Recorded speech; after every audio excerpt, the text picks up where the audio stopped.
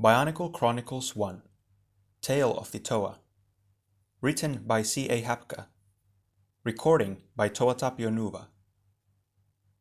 Chapter 3 Onua, Toa of Earth. Dig, pull, scrape, push. Dig, pull, scrape, push. Onua fell into comfortable rhythm as he scooped out a new tunnel. He was happy to be underground. But he still felt uneasy. Aside from his name, he didn't know anything about who or where he was.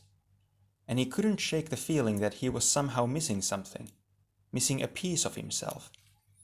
But he pushed that worry aside. There was no sense in wasting energy fretting over what he couldn't control. All he could do was control what he could, like the digging. Onua powered his huge hand forward through a rocky section of the tunnel wall. It met empty air instead of earth and rock. Interesting. Pushing through with a shower of stones and clay, Onua found himself in a large cavern. In the center, a tower of rock ended in a flat stone platform. Atop it, a lightstone glowed. So there are others underground, Onua thought. Perhaps they will have some answers for me. He spotted a tunnel in the far wall of the cavern and followed it. Turning a corner, he was startled to see a familiar-looking figure at the center of a large mural. Is that me? He whispered, reaching out to touch the image. It portrayed a powerful-looking figure with a wedge-shaped mask and large clawed hands.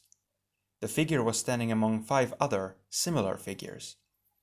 As Onua touched the lines of the carving, he felt a strange vibration in the wall. Stepping forward, he put his head to it, listening intently. Thunka, thunka, thunka, thunka, thunka. It was a steady rhythm. Onua had no idea what it meant, but he planned to find out. With one last glance at the picture of himself, he turned and continued down the tunnel, keeping one hand on the wall to follow the vibrations.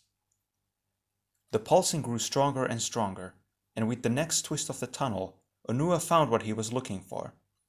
Another enormous cavern lay before him, lit by more lightstone platforms. Dozens of stone columns stretched up to the high ceiling. Between these columns were paths made of cobblestones set into the earthen floor. Stone benches stood beside the paths, and a small, clear stream trickled through the cavern. It must be a park of some sort, Onua realized. But down here? Why? And how?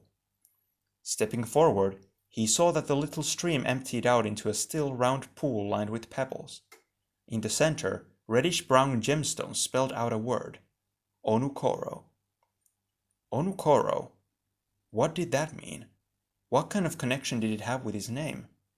Before he had time to ponder this, Onua saw a small figure hurrying across the park. Onua leaped forward.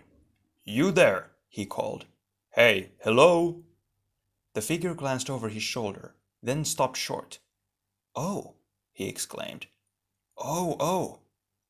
Onua frowned. Perhaps this being didn't speak the same language as he did.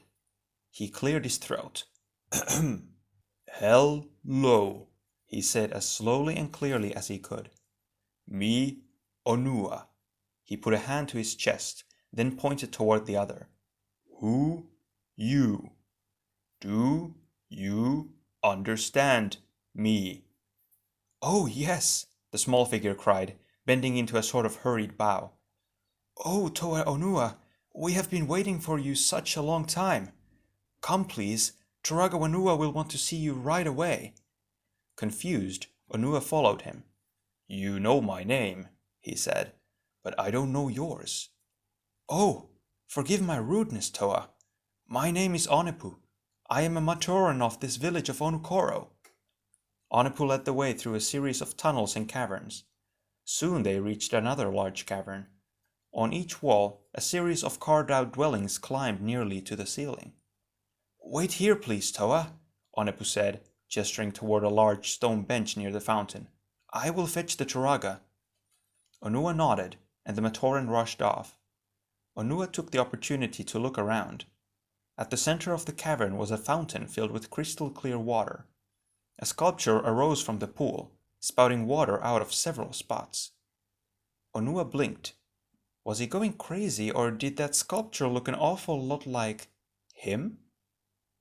He was still staring at the fountain when he heard someone behind him. Turning, he saw a figure much like Onepu, but a bit taller and with a different mask. The eyes behind that mask held patience, caution, and great wisdom.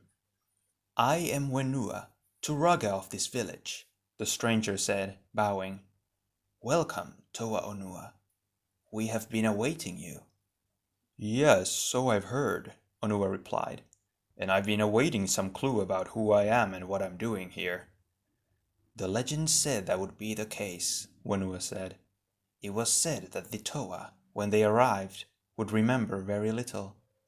"You said when they arrived," Onua said. Are there others like me?" Wenua nodded.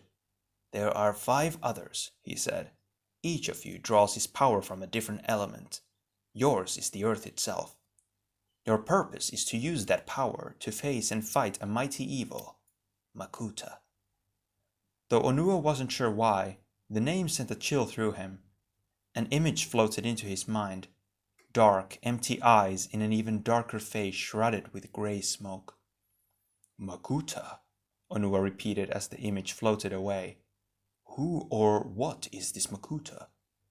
"He is the darkness, the essence of chaos and emptiness and fear, the spirit of destruction," Wenua replied in a trembling voice. "It is said that only the Toa have the power to stand against him." "It is said?" Onua asked. "You don't sound too certain about our success." Wenua shook his head sadly. "It serves no purpose to be false, for the earth cannot be deceived," he said. "Nothing about your quest is certain, except that it is your duty to try. That is all that any of us can do in this life."